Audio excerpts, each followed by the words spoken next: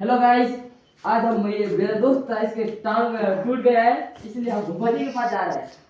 देखते हैं भोपा जी क्या कहते हैं। हेलो भोपा जी। हाँ राम राम।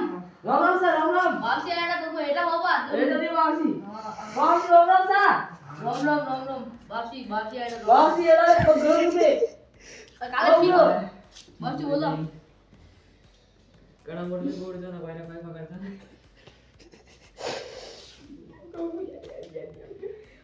2 किलो सगुपो पेट तो वापसी क्या दिया 2 किलो सगुपो पे दे जो सगुपो दे वाले वापसी बता बता कब ये पगे कितनी लगी। ओ गाड़ी वाले पड़ी एटो ये वापसी तो बासी थे भाई, ये बता तो ये बासी नहीं लगे दिया, ये बासी नकली है असली है। ये असली है मन क्या है तो भले किस गया तो थई नहीं पड़े। अरे मन क्या नहीं कहना जी को के बोल नहीं सके दिया है। और ये ठीक है तो बासी बड़ा बासी बोलो बासी पे हवा में आ हेलो 2 किलो सगुआ ने गाड़ी रखी में तो घर ठीक है बासी। हां डरी ले पाको भाई दोस्त आ रहे वे ठीक है।